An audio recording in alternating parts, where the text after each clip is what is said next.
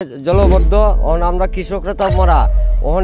সুনামগঞ্জের জামালগঞ্জে হাওরের পানি নিষ্কাশন হচ্ছে ধীর গতিতে। এতে বিপাকে রয়েছেন স্থানীয় অনেক কৃষক। জানা যায়, উপজেলার সকল হাওরের পানি সঠিক সময়ে কমে বোরো জমি রোপণ করার প্রায় উপযুক্ত সময় ঘনিয়ে আসলেও বেহিলি ইউনিয়নের বাড়ির নামা হাওরের পানি এখনও পুরোপুরি কমেনি। ধীর গতিতে বাড়ির নামা হাওরের এই পানি নিষ্কাশনে বিপাকে রয়েছেন কৃষকগণ। রবিবার সকালে ভুক্তভোগী একাধিক কৃষকের সাথে কথা বলে বাড়ির নামা হাওরে সরেজমিনে গেলে কৃষকদের অভিযোগের সত্যতা খুঁজে পাওয়া যায়। জন্য ভালো হয়, অনেক কৃষকের জমি পানি না ছাড়লে পানির তলে থাকে, পানিটা নিষ্কাশন হলে আমাদের লাগালে ক্ষেত লাগানি সুবিধা হয় আর কি।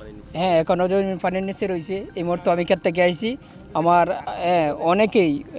অনেকেই এই যে এইদিকে পানির নিচে সমতল হয়েছে। বাড়ির আমার বিল সামান্য একটা বিল আছে আর অনেকগুলা জমি আছে। পানির কারণে আমরা এই জমিগুলা সময় মতো লাগাইতাম পারি না, পানিটা ছাড়ার বন্দোবস্ত করা লাগে। এ ব্যাপারে রহমতপুর গ্রামের কৃষক আব্দুল মিয়া বলেন, উপজেলার অন্যান্য হাওরের তুলনায় এই মুহূর্তে আমাদের ছোট্ট এই হাওরটিতে এখনও অনেক জমি পানিতে তলিয়ে।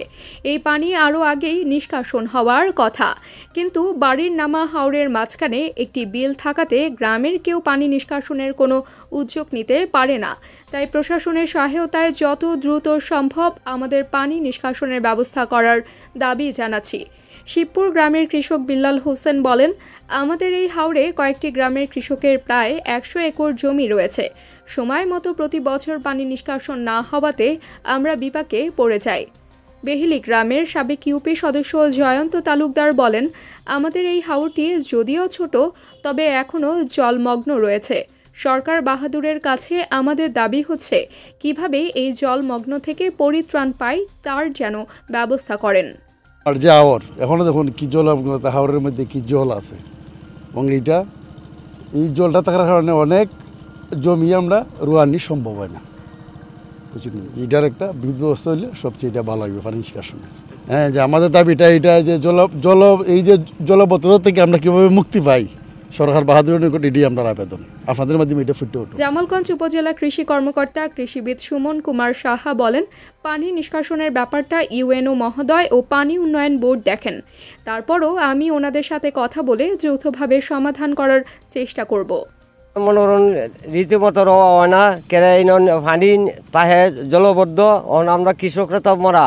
ওখানে এইটা কীভাবে নিষ্কাশন করণ যায়, এইটা আমরা চাই জনগণ, নাতে আমরা মারা যাই। অনেক পানি তাহে। দিল Ahmed, BMF news, Jamalganj, Sunamganj. BMF news, মানবতার পাশে সব সময়।